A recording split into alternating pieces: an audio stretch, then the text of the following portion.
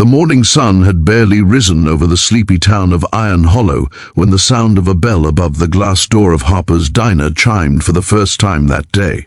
The smell of fresh coffee, frying bacon, and buttered pancakes filled the air, a comforting warmth that wrapped around the worn booths and faded checkered floors. But beneath that peaceful hum of clinking cups and murmured greetings, a storm was quietly building. Her name was Clara, 26, overworked, underpaid, and still smiling through the weight of 100 invisible burdens.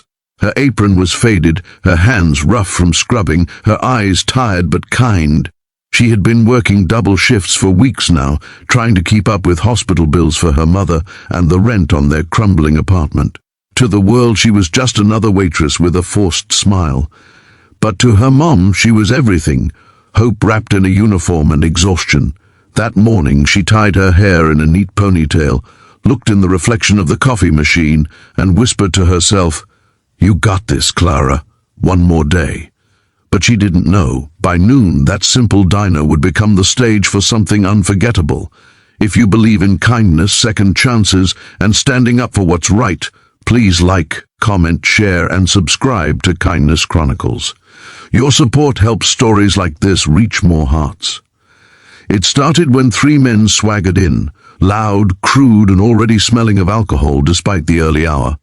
They weren't locals, the town knew its own, and no one recognized these faces. They wore torn leather jackets, each with some faded symbol on the back, and their boots slammed against the floor like they owned the place. Clara felt the tension immediately. Her heart sank as they dropped into a booth by the window, sneering at the peaceful hum of the diner. She approached with the practiced grace of someone who had dealt with difficult customers before. Her notepad trembled slightly as she asked, "What can I get you today, gentlemen?" The biggest one, a bald man with a scar running down his cheek, grinned wickedly. "Serve us, Btch. That's your job, ain't it?" The words hit her like a slap. Laughter followed from his 2 companions, echoing cruelly across the quiet diner. The few other customers lowered their eyes, pretending not to notice. That was how it often went in places like this. People saw, but they stayed silent. Clara's throat tightened, but she held her composure. "Sir, please watch your language. There are families here." "Families?" The second man sneered, leaning closer. "I don't see anyone coming to help you, sweetheart. You're on your own." Her hand clenched around the order pad, knuckles white.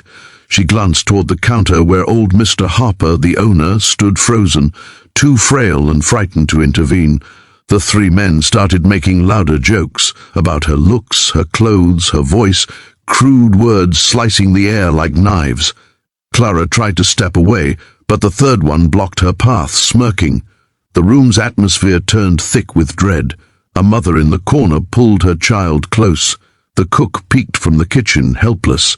For a moment, Clara's heart pounded so hard she thought she might faint. Then came the sound, a low rumble, faint at first, then louder. Motorcycles, the kind that made windows shake and hearts race. The noise grew until the floor seemed to tremble beneath it.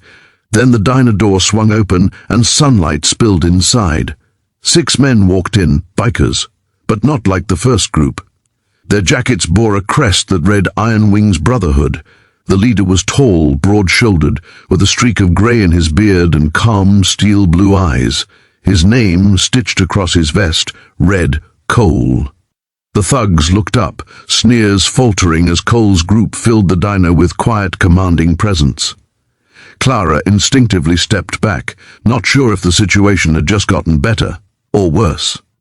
Cole scanned the room, instantly sensing the tension.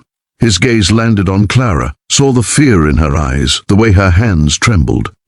Then he turned his attention to the 3 men. "You boys bothering the lady?" His voice was calm, deep, steady, but it carried weight. The bald one laughed mockingly. "This ain't your business, old man. We're just having fun." Cole's expression didn't change. Fun's supposed to make everyone laugh. I don't see her laughing.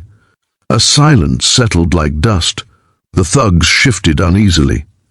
Cole took a step forward. His men followed, silent, watchful. No words, no threats, just quiet conviction in every movement. The biggest thug stood, puffing his chest. You gonna stop us, huh? Think your little club scares us? Cole leaned closer until they were face to face. I don't think you scare anyone, son, but I know what cowards look like, and I'm staring at 3. The diner went silent except for the slow ticking of the wall clock. The bald man's fist clenched, but his courage faltered when he saw Cole's men closing in, one by one, their calm eyes unflinching. No one shouted, no one needed to. The kind of authority they carried didn't need words. It was earned, not demanded. Finally, Cole said quietly, apologize to the lady, then get out. For a long moment it seemed like the thug would refuse, but then his jaw twitched. He mumbled something under his breath, then spat. Sorry.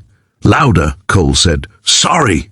Clara stood in the doorway, wind tugging at her apron, watching them disappear into the distance.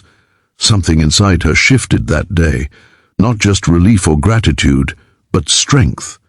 A reminder that even when the world seems cruel, good still exists, often wearing the most unexpected faces. Later that afternoon, when her shift ended, Clara sat by the window of the empty diner. The table where the bikers had sat still smelled faintly of coffee and freedom. She found herself smiling for the first time in weeks. Maybe life was still hard, but she wasn't alone in it anymore. She took a deep breath and whispered to the quiet room, "Thank you, Iron Wings." The bell above the diner door chimed softly as a breeze rolled through, carrying the faint echo of motorcycle engines far in the distance. And that night, as the sun dipped behind the hills, the small town of Iron Hollow seemed a little brighter, because word spread fast about a waitress who stood tall and a brotherhood that walked in just in time to remind everyone what decency still looked like. If this story touched your heart, please like, share, and subscribe to Kindness Chronicles. Every click helps spread true stories of courage, compassion, and quiet heroes the world often forgets. And before you scroll away, comment below, what would you have done if you were in that diner? Because sometimes standing up for someone isn't about strength, it's about heart. And that's what makes kindness truly powerful.